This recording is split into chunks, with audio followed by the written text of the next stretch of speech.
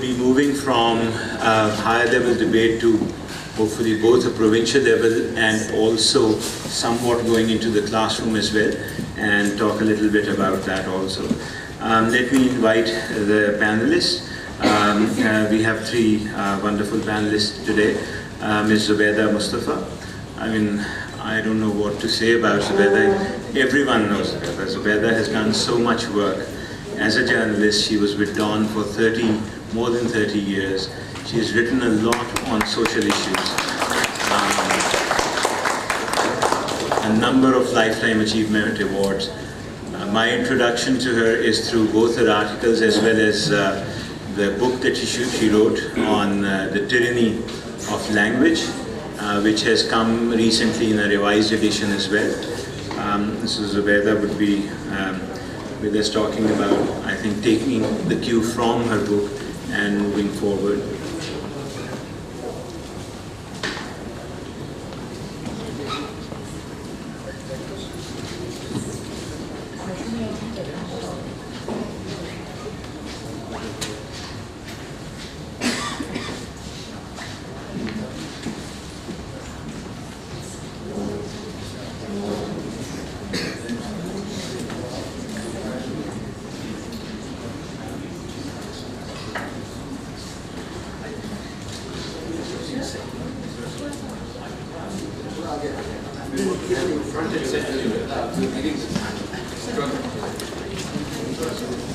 Balochistan University of Information Technology, Engineering and Management Sciences. नाम काफ़ी लंबा इसलिए देखना पड़ा था. Syed Abdul Manan Sahab has done quite a bit of work on linguistics. He has written a number of articles that have come in international journals. Manan Sahab, please do join us. He's a PhD in Applied Linguistics from Malaysia. And we'll miss Zubair Turwali Sahab, but the last panelist, Dr. Habibullah Pathan Sahab, he's director at the Directorate of English Language and Development Center, Manan University. Also a PhD done from Glasgow in 2012, and has a number of, again, international publications to his name. So the panel, as I started saying, will talk a lot about how language, both in the provinces and the experience of students in learning, both L2 as well as our experience with English versus Urdu as well as the local languages. So let me begin by requesting Zubeida to start. So each of the panelists, if you can take about 12 minutes for the initial remarks, and then we'll come back for more comments. Thank you.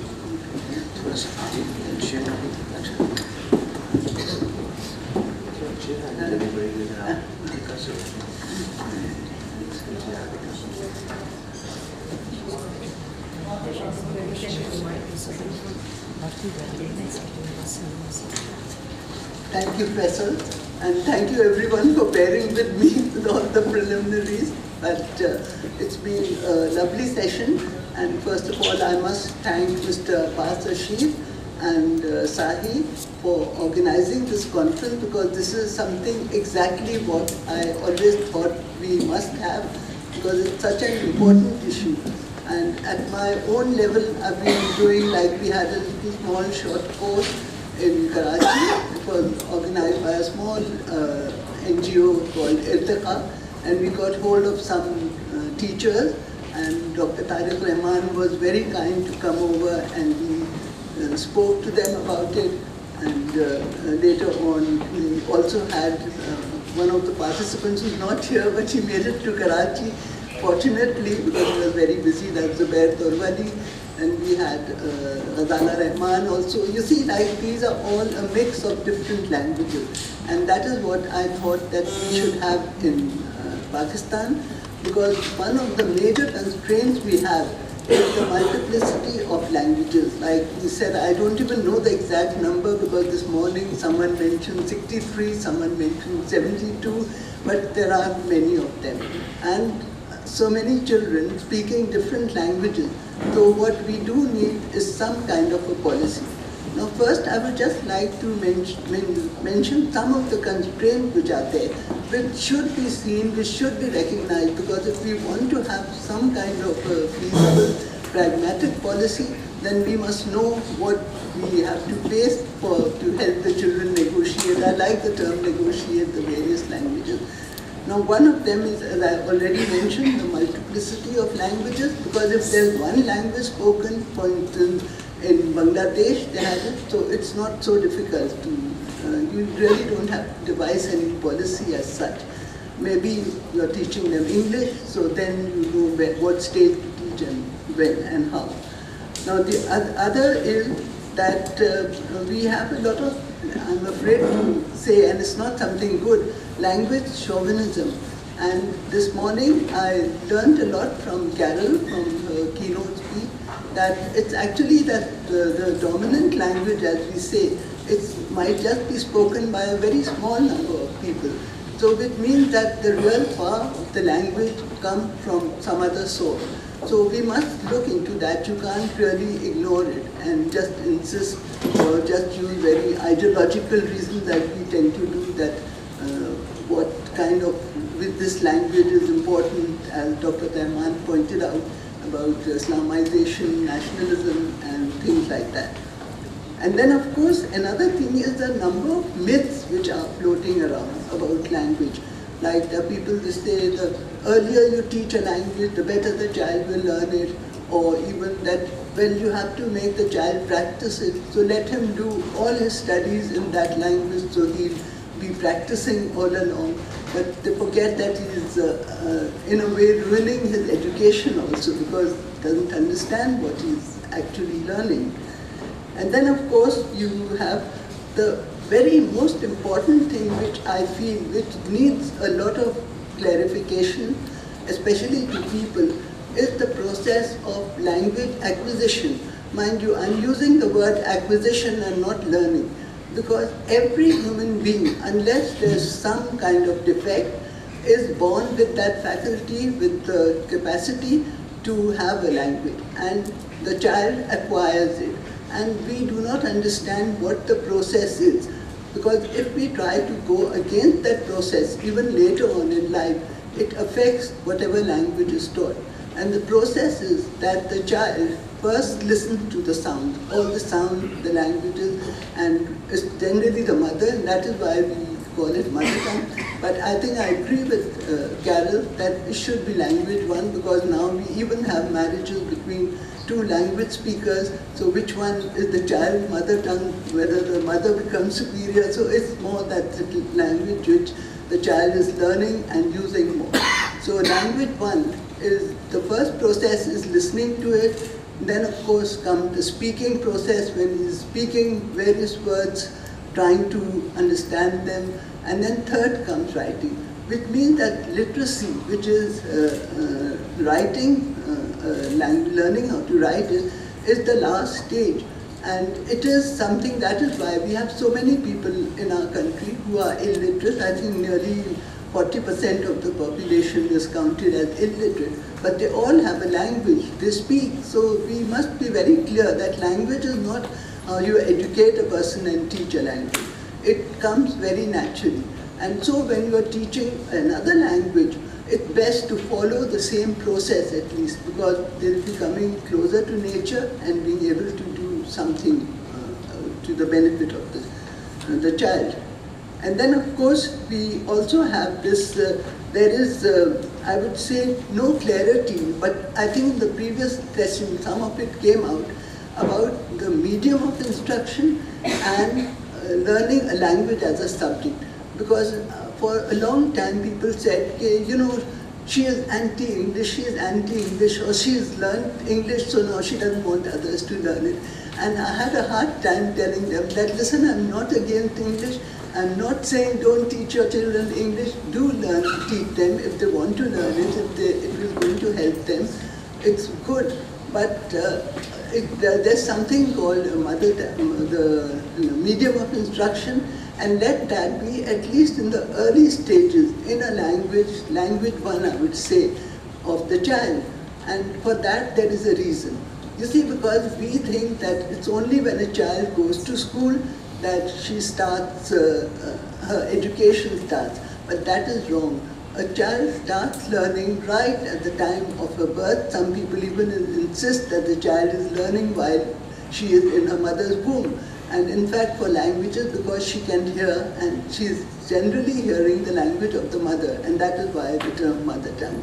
So till the age of, well, over here, like, children are going to school from any time between 2 years to even 4 or 5 when they start school. So does it mean that whatever education, I would say, or learning the child has learned in these 2, 3, 4 years at home by just being with the parent, with the sibling, with even other people, or even playing with toys, playing with pets, does that all have to go to waste? I don't think so. You just have to build further on that. So if you are going to use the language the child understands, she will then just go ahead rather than putting a stop to that progress and taking her back and starting all over again in a new language, which will require greater effort for her to learn than when she did it when she was learning it very naturally. So with these, and then of course, I think it would, we will have to, of course, take note of the teacher's role, because if you don't have teachers who know a language, what can the teachers teach? I mean, whatever, they may be very good at the subject, but if they do not know the language, because they have to communicate in the language. And then finally, of course, the factor which came up a lot in the last session is that of inequality and inequity, because we should be honest about it. That language and education, whatever we have devised or what we are using, they are all because of political reasons, as Dr. Rahman very, I would say, he put it all very clearly, very vehemently, and I agree with him there. And this is something which should be taken note of, and especially for those who are affected, they can at least resist it, the parents, by insisting that no, we want this language for our child. And for that, I think this conference is very important, and we should have more of them to tell people about it. Now, what I do want to tell you is very briefly just put how to introduce various languages. Because first of all, I must tell you that we should not be afraid of a child learning many languages. Many people are afraid of that. They think that the child will be confused, or the fewer the languages, the better, and whether multilingualism, how good it is. It's like there's a glass of water and you're trying to divide it into, maybe if there are too many languages, the portion will be less. It doesn't work that way. The more the languages a child can learn easily and feasibly, I think the better and richer will be the child's education. So my plan, which I put forward, of course, is like, I wouldn't even call it a model, but it can be worked on. That further, now that we recognize preschool also, our education policy has said that. So in preschool, that is the first 2 years before grade 1, the child could just come to school and learn in her own, the language 1, I would say. Then when the child goes to grade 1, they could be introduced, I mean, there's of course the literacy factor coming in. And I think even grade 1 and 2, it would be best if they are left with language 1. But thereafter, I think we could start Urdu, and which is of course the national language, but Urdu also by just oral thing. Because again, we tend to start off by giving books, by reading, by teaching the alphabet, but when a child is acquiring language, she is not doing it that way. She's just listening to the mother and listening to nursery rhymes and listening to lullabies.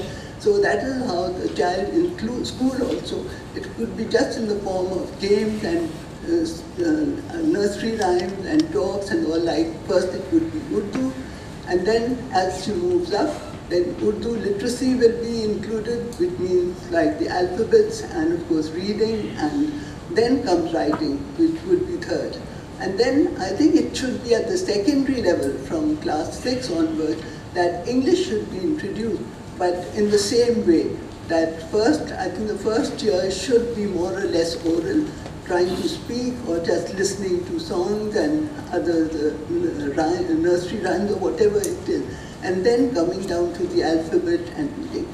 But all along, the main thing which I'd like to emphasize is that language one, they would vary from province to province. Not only one province, in one province, like in Sindh, we already have two. We have Urdu and Sindhi, both are there. Like in KP, it could be 3. In Punjab, there'd be Punjabi and Saraiki. So, or maybe even more, because it would have to be worked out. But these languages should, even if they do not remain the medium of instruction, they should continue as a subject. The child should continue to learn, and then gradually English is also introduced. And over here, I think it would depend, it would have to be worked out, that whether the choice should be given to the student to which medium they want, but they would know 3 languages.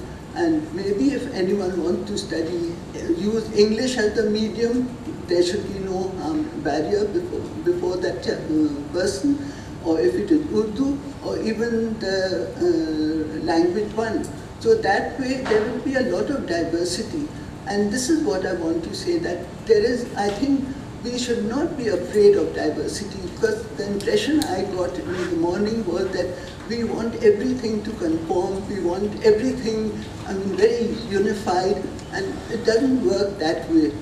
So long as some of the basic principles are there, so long as you show respect for the language, so long as people can communicate, because if you have Urdu as the language of communication, well, it's been made the national language, but its utility as the language of communication, so it is useful.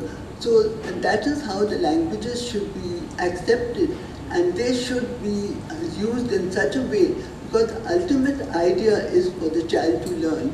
And now I do some voluntary teaching in a low-income area school in Karachi, and my students, most of them, they know 5 languages, because they all are migrants from South Punjab, so they speak Saraiki at home. They came to Karachi, which is basically an Urdu-speaking city. They picked up Urdu very easily. Of course, in the beginning, they might have had problems, but when they came to school, they already spoke Urdu. And over there, because Sindhi is compulsory, Sindh is the only province where 2 languages are compulsory, that is Urdu and Sindhi. So they learned Sindhi when they started learning it in school. And then now they are learning English, so they know English. And most of them know Punjabi also, although they are Saraiki speaking, but they say that they know. So, and I find them really such bright children. And I think that they are the ones who should really be the models for all the other children. And I'm sure there will be many more like them. So they are the ones we should keep before us. I don't know if we have a little time. Faisal, if you can read out, I just wanted, because I loved it so much. It's a little quotation from Tagore. You know, if you could just read this out a little bit more. What Tagore, he was the Nobel Prize winner, wrote in Bengali, then in English. So this is what he had to say from his biography. So this is page 41 from Tagore. I start the quote. We began to learn English after we had made considerable progress in our education through Bengali.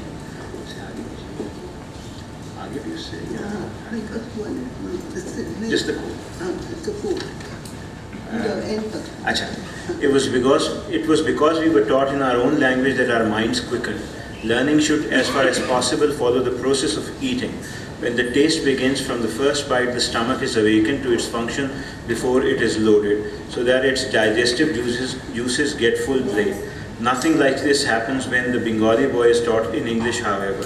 The first bite bids fair to wrench loose both rows of teeth like an earthquake in the mouth, and by the time he discovers that the morsel is not of a stone but a digestible bonbon, half his allotted span is over. While one is choking and spluttering over the spelling and grammar, the inside remains starved, and when at length the taste comes through, the appetite has vanished. If the whole mind is not functioning from the beginning, its full powers remain undeveloped to the end. While all around was heard the cry for English teaching, my third brother was brave enough to keep us to our Bengali course. To him in heaven my reverential thanks. This is from My Life in My Words by Rabindranath Tagore.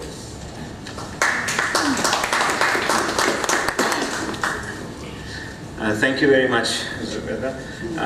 Now, may I request Syed Abdul Manan sir, who is working out of Balochistan, to not only talk about his work, which is more general, but also the context of Balochistan as well.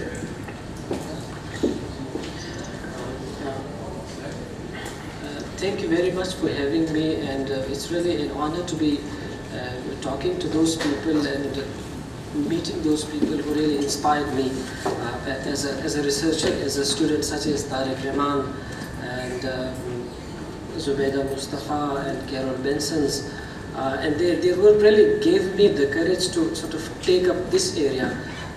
And most of what I have been doing and what I have done has got roots in my socio-linguistic background, in my educational background, in my family background. I come from Balochistan, and for those who are not familiar with Balochistan, let me tell you that it's the largest province of Pakistan in terms of land, but the smallest in terms of population.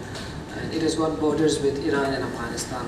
And most of, probably in this part of the country, most are not familiar with the linguistic diversity of Balochistan. Probably they take the name Balochistan as if only Baloch live there. It's rather diverse. We've got Pashtun belt where Pashto is the dominant language. We've got Baloch belt where Balochi and Burawi are sort of the dominant languages, and within the Quetta city we've got other languages sort of flourishing, spoken by Punjabi speakers, Kashmiris, as well as Raikis. So I'll be presenting my perspective. Rather, it's not my perspective on Balochistan. It's I've taken data from Balochistan Sector Plan, a document which was recently published by the government of Balochistan. And the rest of what I'll be talking about is based on my own PhD research. And my research was on English medium policy in the low-fee, low-cost English medium schools. Is it?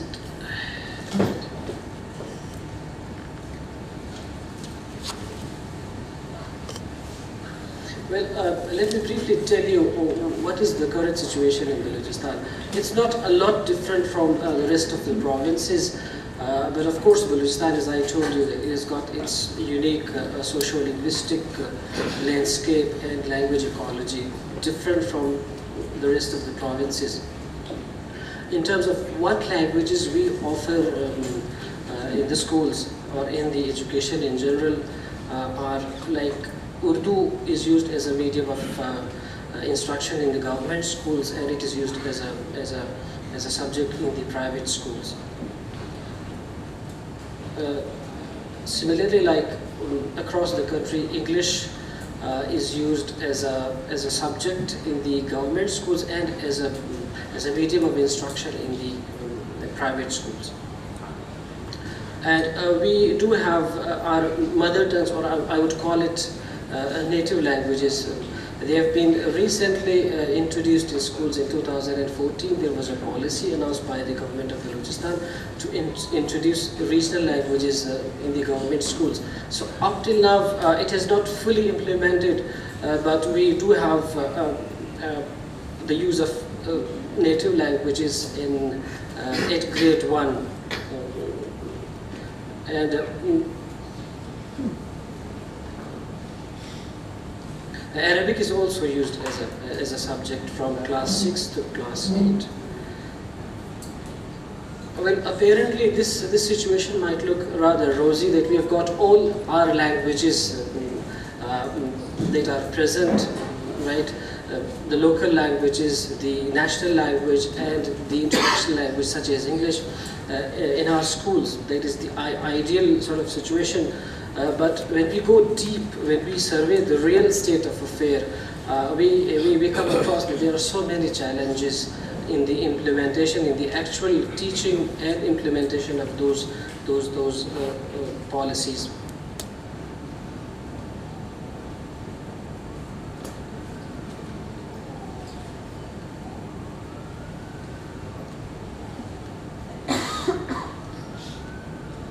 I'll briefly map those challenges that exist in the context of Balochistan, and probably it could be generalized across the country as well. I have found that we've got challenges at 3 levels. The first is challenges at theoretical level. And by the way, I would also like to emphasize that I'm not going to talk about governance as a potential issue, because we do have this problem, and especially in Balochistan, it's a perennial issue. And as a researcher, it seems beyond my domain, and so that is why I'm focusing more on the theoretical dimensions of how these languages are used, what are people's aspirations, expectations.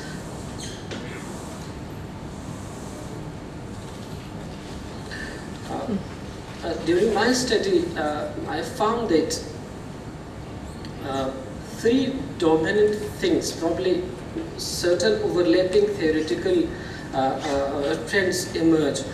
One of the things that was rather dominant was the English fever.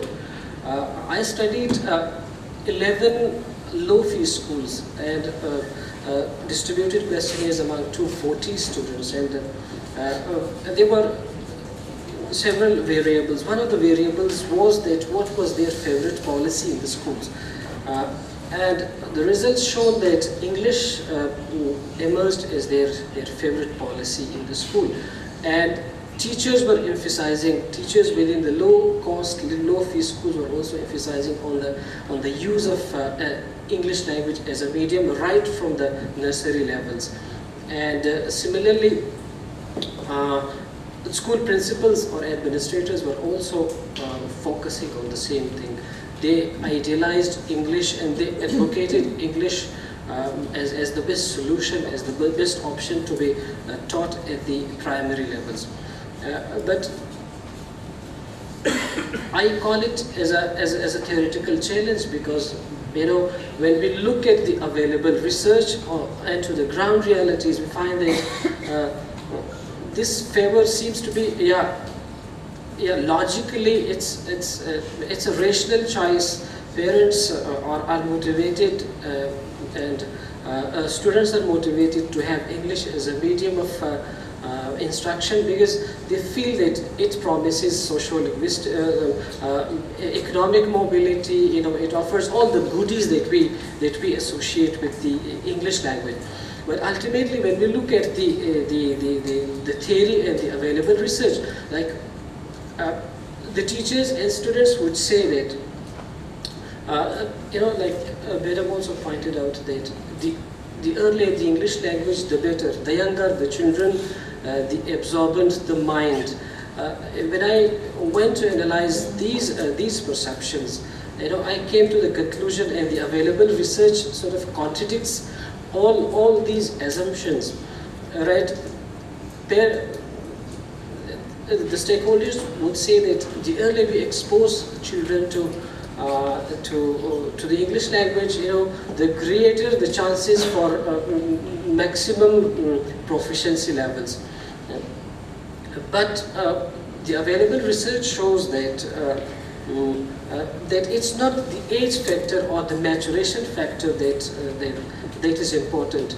It is there are multiple factors that can play their role. For example, the intensity of input and output, the quality of input and output, the intensity of exposure, the socio-affective factors, how much a child is motivated to learn the language, right? And the other factor was the monolingual habit, as Carol Benson pointed out, that like they did not like the introduction of mother tongues or the local languages in schools, because they said that the more the languages, the greater the confusion level. The multiple the languages, the greater the chances for conflict among students. And they would also say that since children know their mother tongues, it's a waste of time to offer them in the schools. So this is a typical representation of what monolingual habitus is all about. And apart from that, they also maintain certain myths about bilingualism and bilingual education, or for that matter, multilingualism or multilingual education. For example,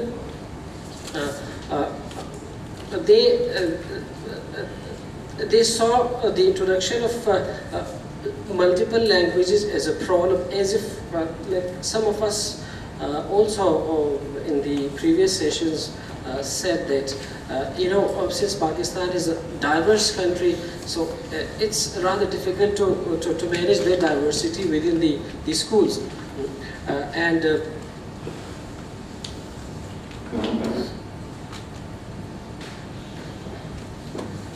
So at theoretical level, I found when I look at their assumptions through theory and available research, I found that they were contradictory and they were based on misperceptions or probably lack of theoretical knowledge about how a child learns language, how a child learns a second language, and what could be the use of first language in developing a competency in the second or a third language.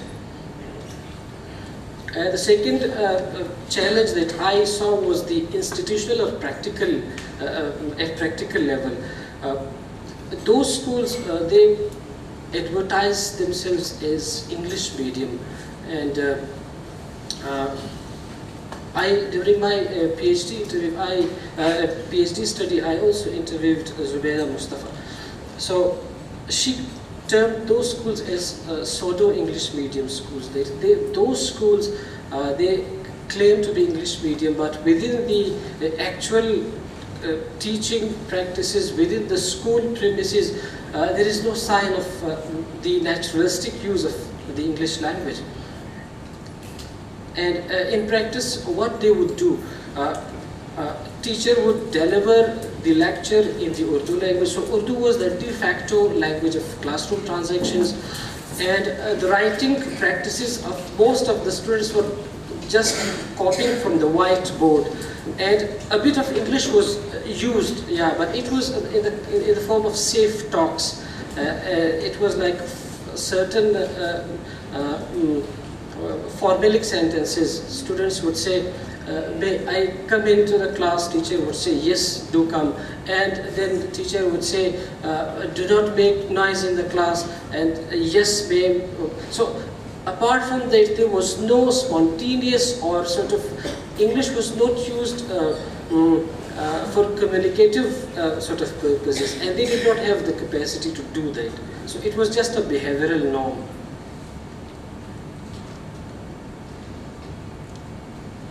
And then the third challenge that I saw in the use of English as a medium of instruction was the mismatch between the socio-cultural ecologies of children and the English medium or the English textbooks. I studied like to what extent those students have got exposure to English in their socio-cultural ecology. I mean, by socio-cultural ecology, I mean to what extent teachers were using English in the classrooms, and to what extent there took place communication between teacher and student, and to what extent students had exposure to the English language within their homes, and what was the level of exposure to media outlets.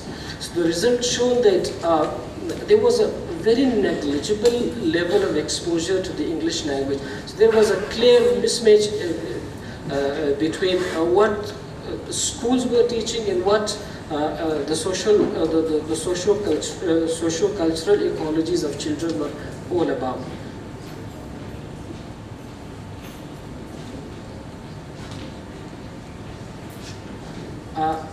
This is an image I took from one of the schools, and like the administrator did not only idealized the use of English as a medium of instruction, but they also sort of prohibited the use of local languages in the classrooms. And they justified this particular policy on the ground that we want our children to learn English and Urdu languages rather than use their local languages. This is an indication of how monolingual habitus prevails across the schools. And they were, in the school, there were school principals who penalized students for making use of the local languages.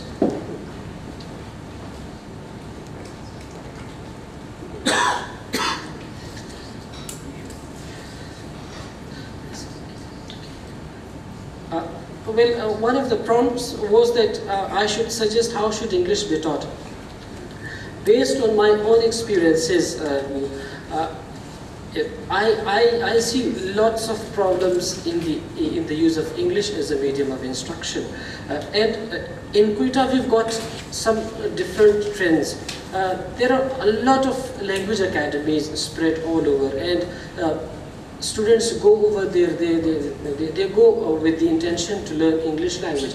And those kids are doing very well during their academic studies, because during those language academies they are exposed to the direct use of the English language, and those centers are exclusively running for the same purpose. And when we compare those students with those who go to language academies with those who do not go to language academies, there is a great deal of difference.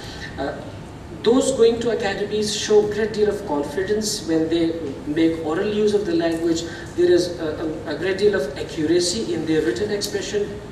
So what I would suggest is that rather than having English as a medium of textbooks, the best policy would be to introduce English as a language in the schools.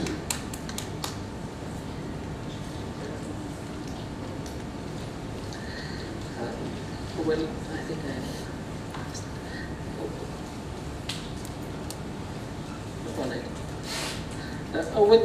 probably I could not manage time, so any question that you have, I'd like my best to answer at the end.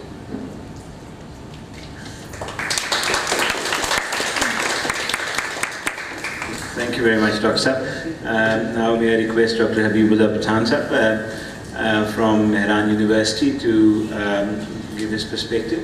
Dr. Saab has also, I forgot to mention at the introduction part, in his postdoctoral work he's also worked with Noam Chomsky at MIT on indoctrination of students through textbooks, etc.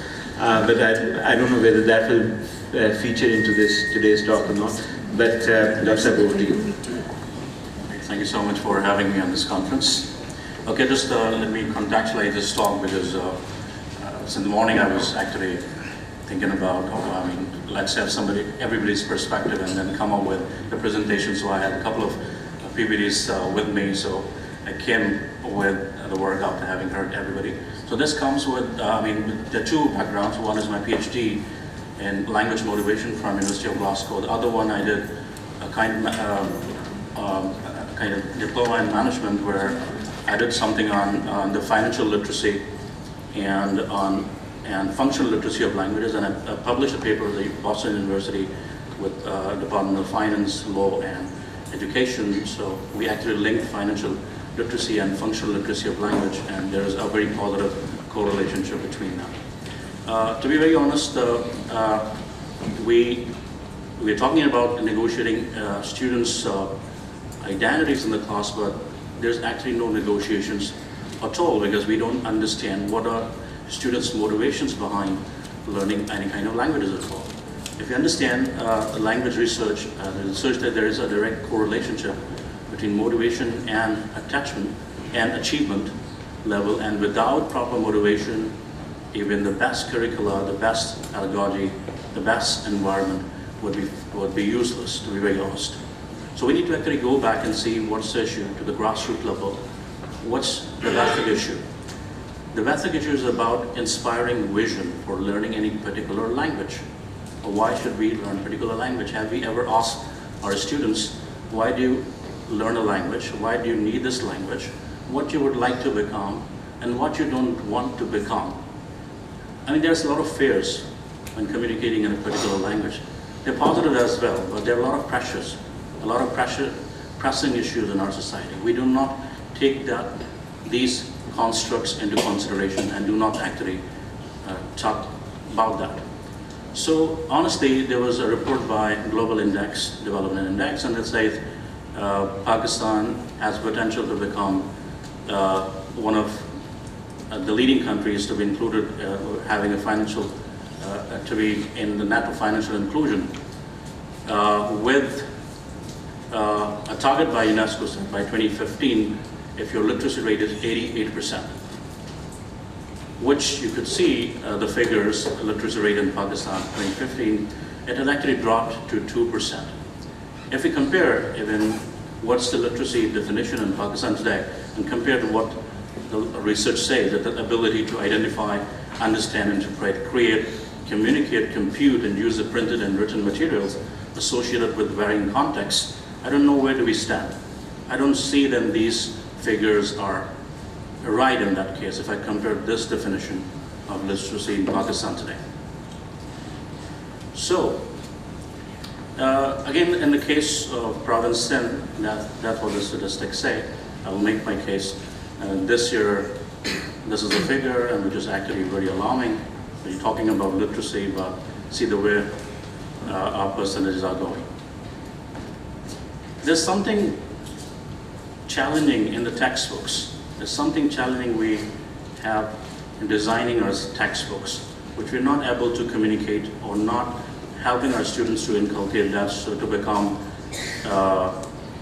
good learners or learners. So what I say, there is a direct kind of correlationship between the discourses promoted into language textbooks and learners' functional literacy and the financial literacy. As I'll combine it, I'll talk about functional literacy of languages quickly. So what I've done, I've compared in the study that was published, as I said, back in Boston, two writing textbooks. One was by Sindh Textbook Board, another by Oxford University Press. And I was quite surprised, but more than 81% of the lessons were written by English writers.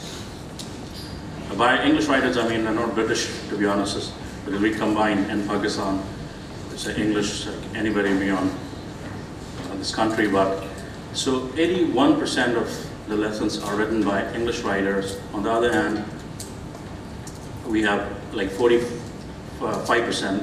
These are from the textbook by OUP. I'll show you exactly what the text says. So the textbook by OUP, The Western Culture, presented in and written by Western writers, 71%, and the 70 and the 50% books contain the Western culture, excluding what our own culture is. So I'll show you what the lessons actually say.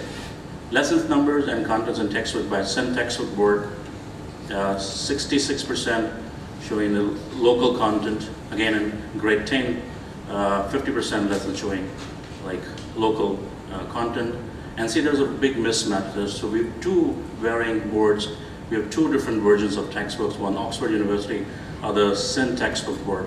And we are creating a divided class right from the schools, and we're indoctrinating a certain ideologies to the students right from the beginning. So what actually happens? So this is one of the lessons, representation of Western culture, norms, liberal worldwide individualist perspective in the book by OUP. So a day in my life. So I was a little actually intrigued by, probably this is not the case where I would like to spend my day in Pakistan, but this is how you teach your students, as you should do, probably. And for sure, we love different kind of novels, Harry Potter and other things portrayed here, but that's not the only thing. We have other things to share. On the other hand, so what is actually happening in OUP books? So their views are constant kind of secularism, liberal worldview. We talk about such kind of thing, individualism, and there's a functional literacy. There are positives I'll talk about, but these are the themes I took out from the OUP books.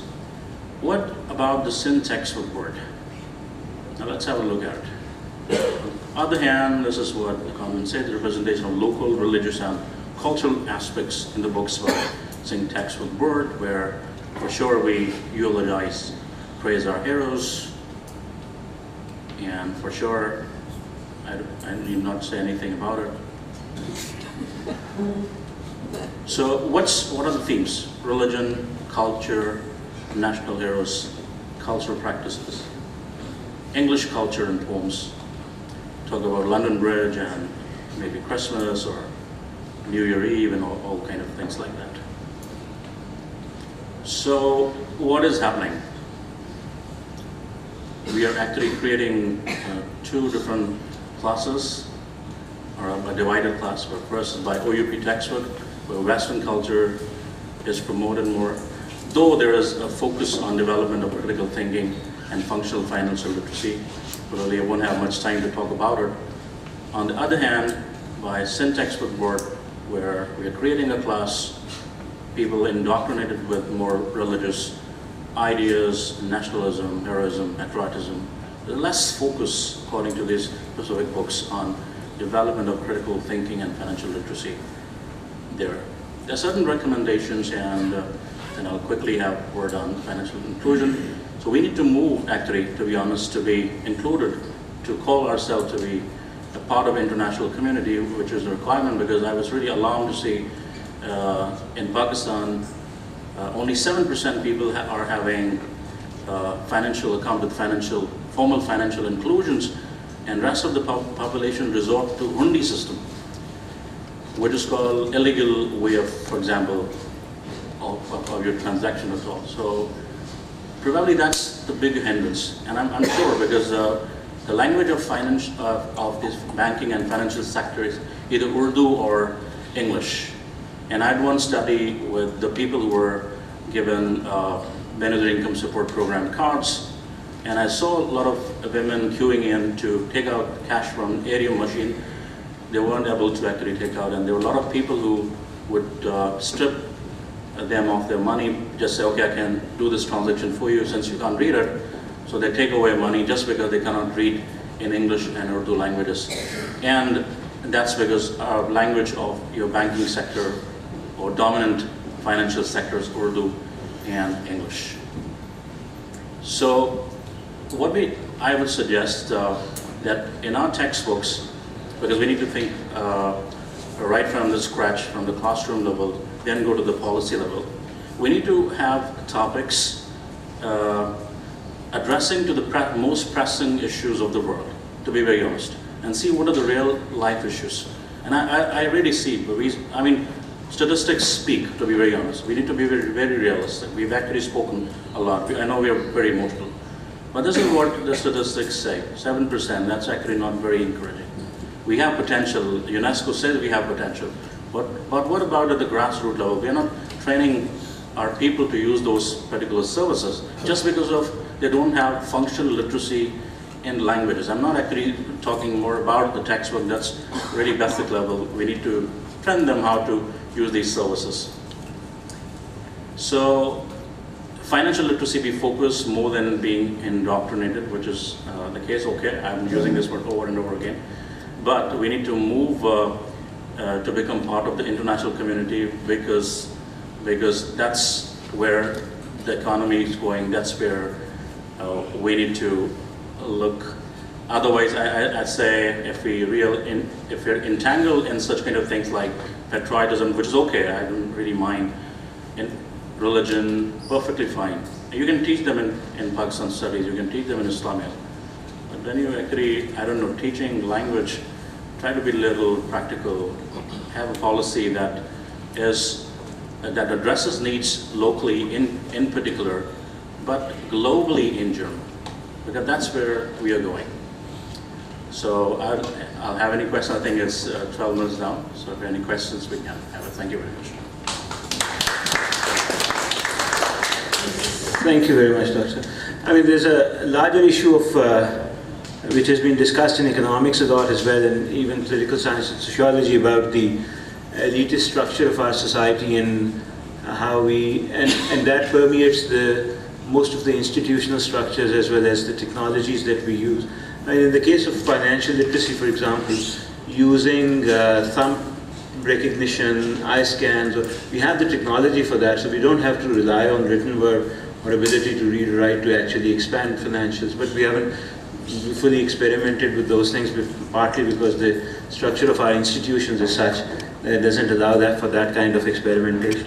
But so one question to the panel before I open up, and I've been intrigued with this right from the beginning today, and that has to do with the fact that a lot of our data, whether it be our analysis of Punjab Examination Commission results or metric or even ASAR data, it shows that we do a very bad job of teaching everything.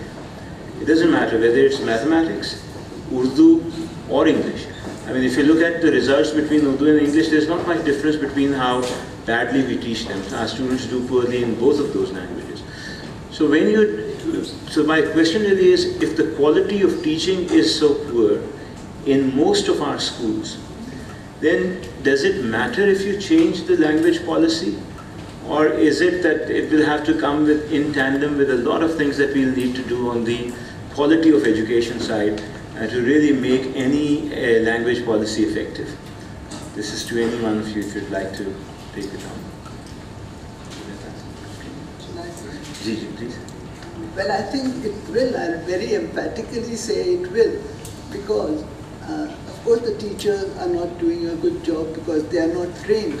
Now, if you want to train a teacher, will you first teach the teacher the language, or will you rather go in and teach the teacher in the language which she herself already knows, or to a great extent knows? You can work to improve it, and at the same time teach her the subject matter, the pedagogy and things like that, rather than first starting with teaching the teacher whatever language. And that is why when I speak of language one, because the way we are and how even the communities live, they tend to live together. Like this ethnic community or the language they use, they are generally in the same place. And if you have the school anywhere close by and the teacher also coming from the same community, so the language shouldn't be a problem. It is the teaching, and so you can just work on that aspect rather than taking up the language issue and first training the teacher, because a teacher who doesn't know the language cannot teach anything in a language she doesn't know. So in a way, you're also saying that we bring down the teaching aspects of, not necessarily the curriculum, but the teaching aspects of schooling down to the very local level. And that means a certain amount of devolution in terms of how languages are used in classes in schools, because that will then have to be very local to actually look at the local community context, right? You want me to say? Please. No, that is true. But you see, that is how it builds up. You have to start from the grassroots and then go up. And when there was the devolution which took place under Article 18, I thought that was very good, because at least every province would have control over its own education policy, its own books, because we know, like in Sindh, which heroes will be shown in the textbook, and in Punjab there will be a different set, and so on. So, and that, as we've already spoken, I think it is not going to hurt the government, the country's unity or nationalism in any way, because I think it's a question of showing respect to each other, to each other's language, each other's culture, and similarly, if we begin from the grassroots, and they know that ultimately they'll be moving up. So from the village, when they'll be going from the village school, if a boy is aspiring to go to university and he goes to, say, Manan or to Karachi or somewhere, so he will have to learn more.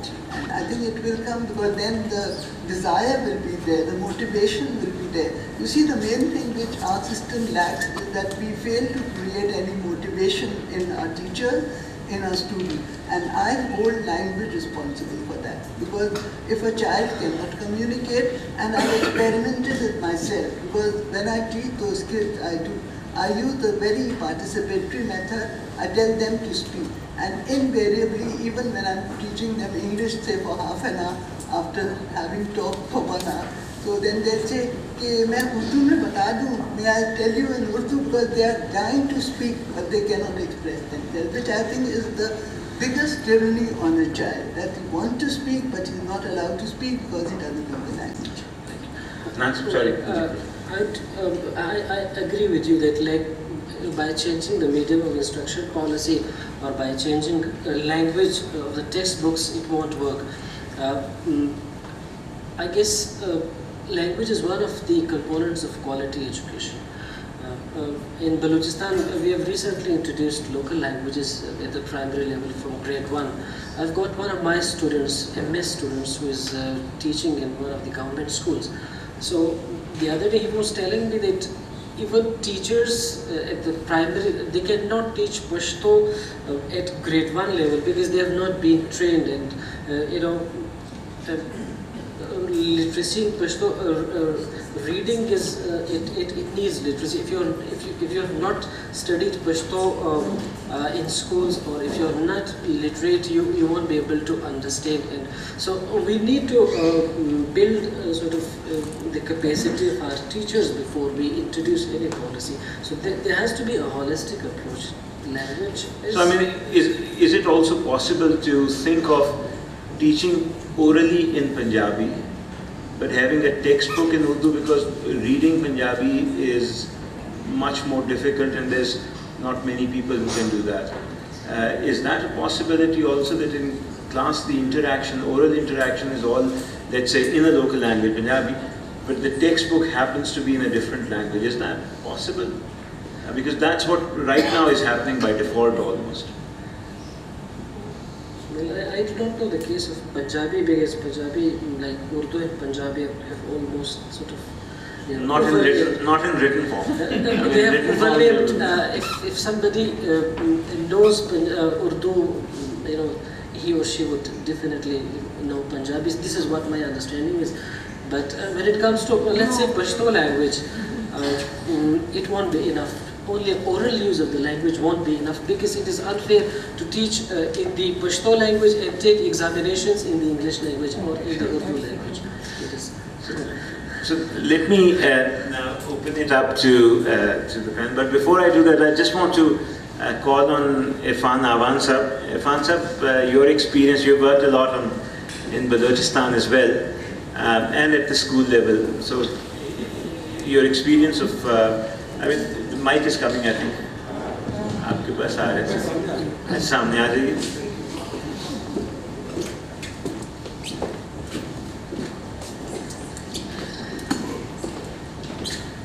Bismillahirrahmanirrahim. So thank you very much.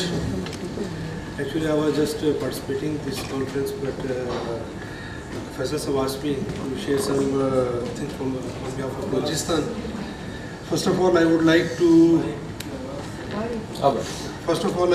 to praise Abbas Sab, Dr. Freya, ISAB's team, IDEA team, and Nargis Sultana, that they have organized this very important, long-awaited workshop, the language and the learning. Because every time we are struck with some medium of instruction and medium of a classroom, but what we have done in Balochistan, it's not that I'll talk about what is our learning. In Balochistan, when we start developing the Balochistan Education Sector Plan, before that we have done a very detailed situation analysis, and I was a part of that team who have developed the Balochistan Education Sector Plan, and then later we have developed the District Education Sector Plan for all the 31 districts. And I'm also honored that I was a part of that team who have developed the Punjab Secondary Education Sector Plan and also the FATA Education Sector Plan. So that plans, when we are doing the analysis in Balochistan, we have come with this issue that medium of instruction or medium of teaching is Urdu. but we are trying to add another language, but where we are trying to link all these issues. Because at the end of the day, when some child complete their metric or complete their FSC, what the marks they are getting and what the understanding or learning they are getting from the institutions, that is that we are lowering the grades to B grade and C grade. Like in 2014, the 38,000 students in Balochistan have appeared in the metric examination. The result was 97%. 97% children passed. But out of those 97%, only 8% are the children who have passed in grade A and A+. Why this big change is there? Why many students are getting very low scores? As Faisal Sahab said that the ASER reports are there, the metric results are there, the PC results are there. This makes us to understand, to issue this issue, what is happening in the education. In the grassroots of the education, we are not able to make the children understand or learn because we are trying to give them education in some different language. So here the language issue comes up, that at the primary level, if the medium of instruction or classroom instruction is the local language, no matter what the medium of the school is, English or Urdu, in which way you print the books, but how you make the child to understand that context and how they can understand and translate is the big issue. And when we have put this issue in front of the parents, they said that we want our child to see on the top. And for them, the indicator on the top is that if they are good in English, they can speak, they can understand, then they can achieve the highest level of the jobs. But they don't want the children to be taught in the local languages. They don't want their children to be taught in the Urdu. They want that every child in every school should be taught in the English. But the problem is the teachers are not prepared with the capacity to teach them in English or in the Urdu. And the children coming from the different context of the family, they know one language and we are teaching them in some other language. So they are not able to understand the context and the situation.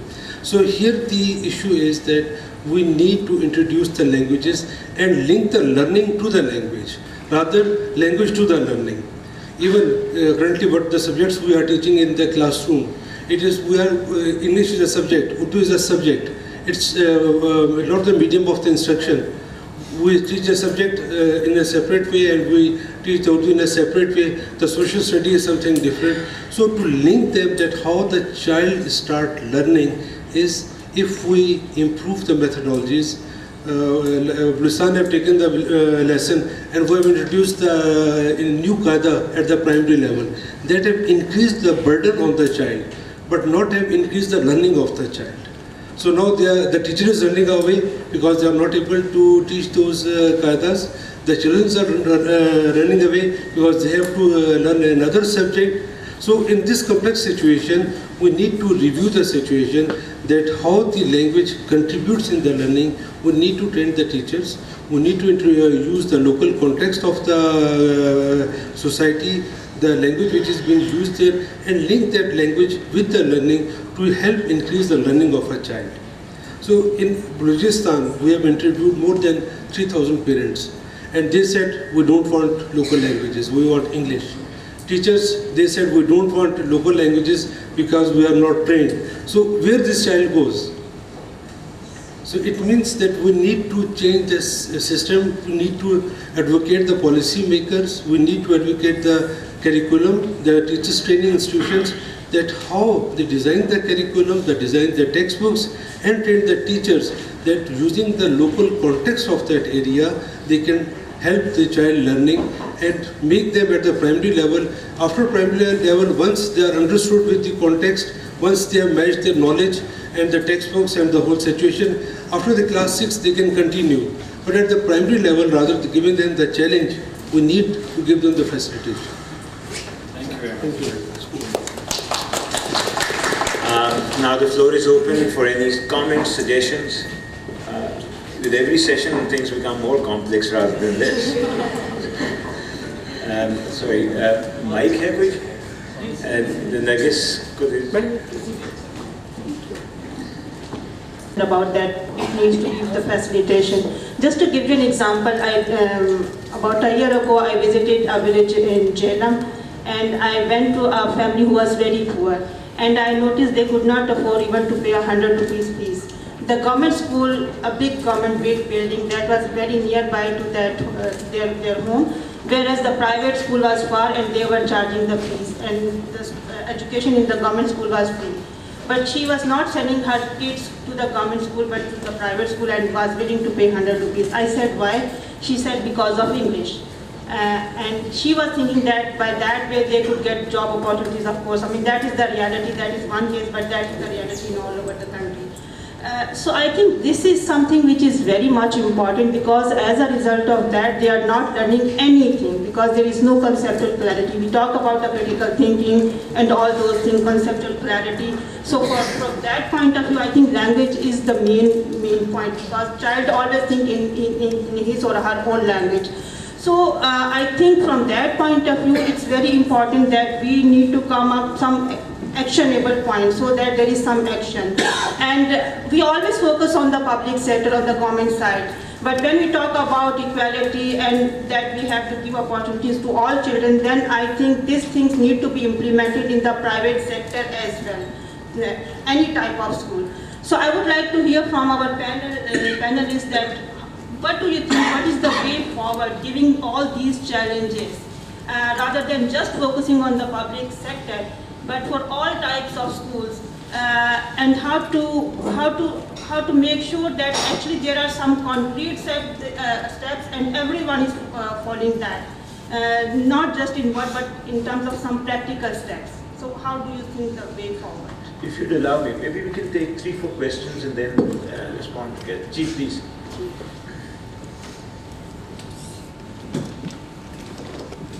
This is addressed to Dr. Habibullah Pathan.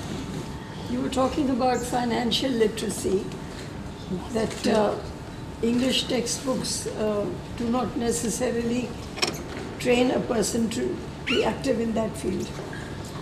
Talking about textbooks, would you expect to find that in a subject just like the English textbooks you spoke about, one set is teaching all about religion and culture, and the same thing repeated in practically every book. The same things in social studies, the same topics are in the language books in Urdu and in English ad infinitum. On the other hand, if you look at the other book, you would find that it's teaching English as a language and not as a guide to financial literacy or whatever.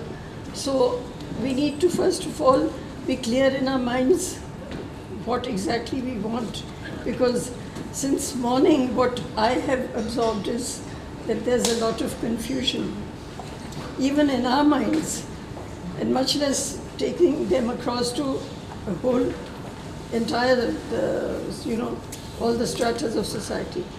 What we have discussed right now, I only want to know to what extent is it practicable, and what is the time frame in which you expect to achieve at least 2 targets out of all that we've talked about today. Because basically we owe it to our next generation. There's a bunch of very bright young people there who deserve it. It's their right to get the best that they can. So how do we go about it? Thank you. Ji. Hello, my name is Musharraf Ali Faruqi. I have just 3 observations. Because of the urgency of the literacy situation in Pakistan, we sometimes tend to look at a short-term solution like 2 to 3, 3 to 5 years. But I think in terms of effective literacy, we have to take a generational approach and how the language is acquired over a period of time, because proficiency in language is not acquired over like a short period. It is a lifelong process, and to expect kids to become functional users of a language by the time they finish the high school or even their undergraduate studies is putting a lot of expectation onto them. Another thing is how we the economic factor that is always involved in the choice of English as the language of salvation for the parents and how they see the future of their families. We will have to evolve some kind of a mechanism that if a child gets completely educated in Punjabi or Urdu or Pashto or Balochi or Brahui or any of the languages, they should be able to find a sustainable employment within the economy, whether it comes through any of the big sectors, the technology sector, or the finance sector, or education sector.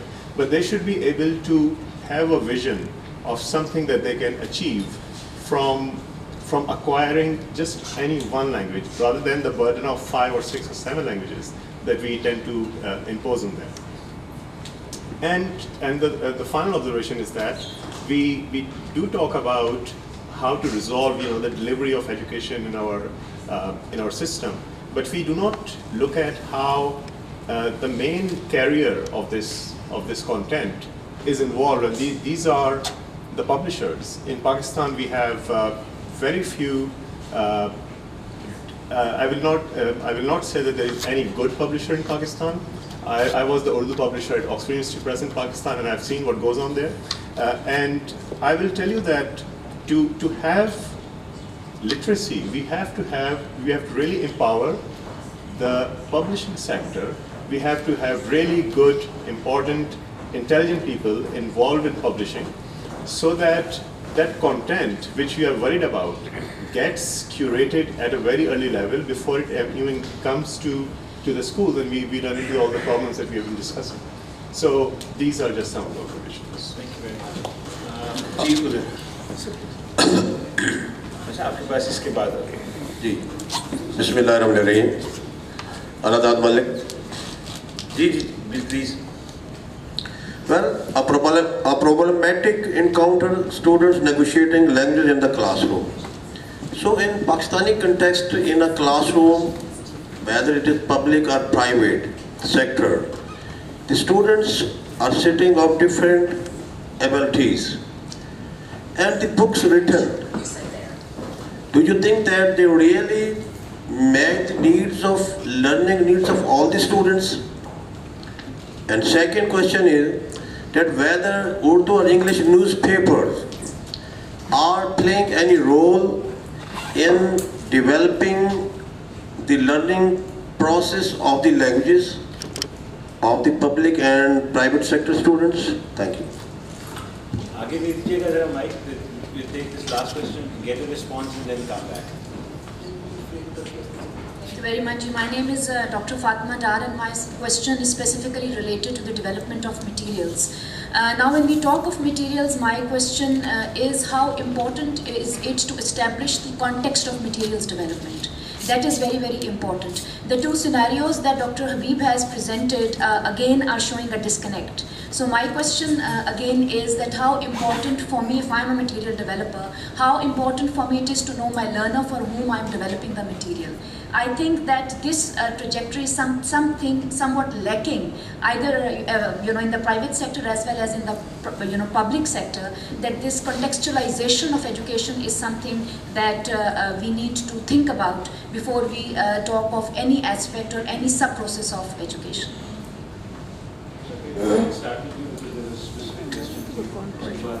Okay, so thank you so much for these questions. I would actually split, the first point, probably yours you were talking about, should be a kind of mechanism, and how should we, make these languages come into economic cover.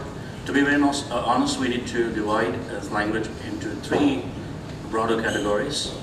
One is language level, learner level, learning situation level. We need to see whether our local languages are progressing the way the other international languages are.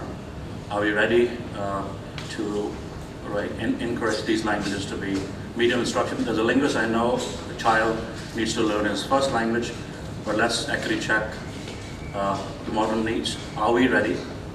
It's a digital age, as I say, always. English, take example of English. I was reading Davis Crystal. At the moment, Out of 7 billion population, we have 2 billion people using English language, one or the other way. By 2050, there's a projection. It's going to double. And so we need to see, and that's the language of technology. And that's, I said in one of my last talks at Manan University, that's where money is, right? That's what I said. You need to make sure that our languages are ready to be adopted as medium instruction. I don't have any issues with the local languages. We need to be ready. Very quick response to other comments. Last month, I was given a task by Government of Syed. I was member of Curriculum Review Committee in Hyderabad, and very disappointed to see the guidelines provided or passed somewhere at the bigger forums, and they say this is what you need to work on, the themes. These are 10, 12 themes you need to work on, and you cannot go beyond that. So create the materials, give the guidelines. So there's actually no negotiation. Actually, I sat on the committee with a kind of commitment from one of the high officials there. I will sit on the committee contingent upon with the condition that you will agree to some points. So we said, let's extend these frameworks, and you have the international issues. We want to create a person, I did, as I said, PhD in language motivation, so there was a part of integrative motivation. So people want to be integrated with the international community more. So are we helping our students to be part of that community or not? It's okay, wonderful, you are respecting your own culture, your own languages, but are you actually helping your children? And that's because that's where future is. Honestly, see, there's standardized tests like IELTS, like TOEFL, like GRE. If we teach our students in a local variety, using local materials, but again, there is the same divide. He won't be able to make it to a university by not scoring less than 7 band IELTS score, not taking 100 on TOEFL, less than like 250 on GRE, because he doesn't understand that particular, model. So are you in that condition? Are you in a position to negotiate with these biggest advanced countries? Okay, take our local models, take our local courses. I understand these are inexpensive. You can get it in a few bucks. That materials are very expensive. But see, that's where the economy is. We need to be very realistic, honestly, very realistic in that. Yes, you raised a point that, yes, suppose we teach Punjabi exclusively throughout schooling, and then in terms of a sustainable future or career for the child, right? So, we are here I problematized English medium policy, right? So I did not at all say that we should exclusively go for local languages, right? What we need is to adopt a policy that takes natural transitions, right? Introduce, given the socio-cultural ecologies and the institutional capacity. I'm speaking on behalf of Balochistan. We don't have qualified teachers. We are struggling for them. So what we need is to teach mother tongues or L1s at the primary level, and start at the same time, right from the nursery levels, teaching English as a language rather than as a medium of textbooks, right? Because that is where the problem lies. Children do not learn sciences because they are taught in a language that is alien to them. Their parents are not literate in the language.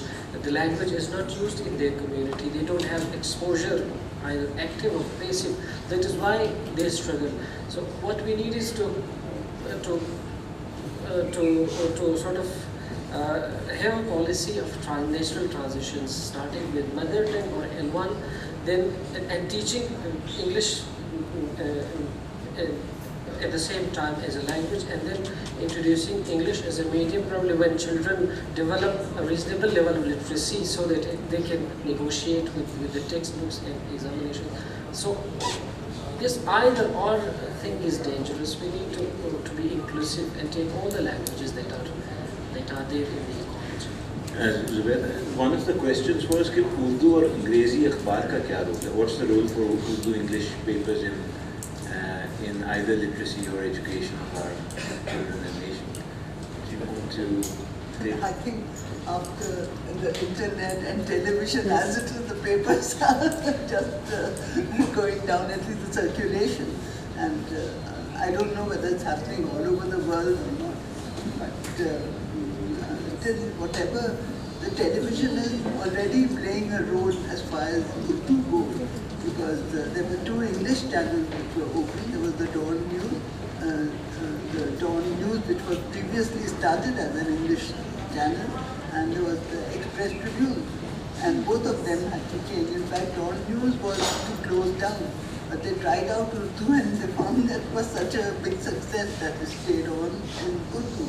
And there's no English on Dawn News now. But there's regional language television has quite a few channels now. Khyber TV, there's Punjabi, and there's Sindhi I also. wonder what, maybe you all could tell us what their viewership is. How many people are watching the regional languages? I believe the Sindhi channel. Kavish is doing quite well. Let me just add this English fever, and I mean, so this issue of English is quite complex. And with Sahi, we had done some research of. I mean, we don't have a time series available, so we just did cross section by making people recall which schools they had gone to and where they had ended up. And we only took executive position people just to see that in the last 30-40 years, since the private schools have come up, how have things changed in the recruitment process that companies are following and so on. I mean, ideally one should do a time series over a long period to do this, but that's not possible for us right now. I mean, some of the results were quite shocking to us. The premium that children get from doing O-levels, A-levels, and having facility in English was astounding. There was a more than 100% increase in starting salaries, and it was a difference of much faster movement along the salary scale if you had done O-levels, A-levels, as opposed to if you had done metric and FSC. And also, and it wasn't just that, it was also that your probability of getting into an executive cadre was also much higher if you came from one of these elite schools rather than from either a government or a low-fee private school. So it's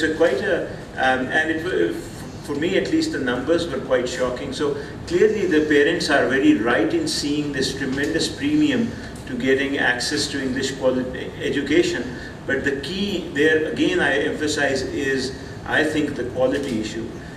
Low-fee private schools just don't give that quality of English that could give the children a decent chance at some of the high return jobs. And jobs is very important. It's not about just acquiring wisdom. It's about markets and jobs a lot as well. I'd like to add something here. Actually, I think something it's also promoted to a great extent, because we have the Aga Khan board in Karachi, and I think their level is very good. It's just an examination board, and the students who pass from there, they have an advantage over the O-level and A-level, that it's all localist, indigenous, but the language is good because they follow the same standard. But they have not been able to succeed because they've met with a lot of resistance, partly religious, because they are Aga Khan code and there are many who don't accept that. And also, but here I visited a school yesterday and I found that that school was a part of the Aga Khan board, but they had to drop it because the parents didn't want it. And that was because they felt that their children were not getting such high marks as they would say in the local board, because we know that their marking is very rigorous as well as very honest, and they don't allow any cheating or things like that. So because it seems that it's more like if someone is at O-level, so they'll automatically get a job. I don't know whether they really tested that way or not. And someone from the local, and as I pointed out, that for language, they are willing to give more salary to anyone who knows more English, even the janitor and all who really are not using the language Conversely, I've also heard of people, like in some of these, like in computers, that someone who told me that he has a lot of business abroad, and of course he is, educated in these so-called elite schools with English is good, but the people he has working under him, who are mainly computer wizards, you could say, and they don't know much English. In fact, sometimes the notes they put in the margin for whatever program they are doing, it's in Urdu. But because then there's someone else negotiating the international market, so that doesn't matter. They are getting business, they are doing, and they're paying their workers well because they are doing the main work. So I don't know why we don't promote a lot of translation also. I know of Iran, that in Iran everything is in Persian, but they have a lot of translation.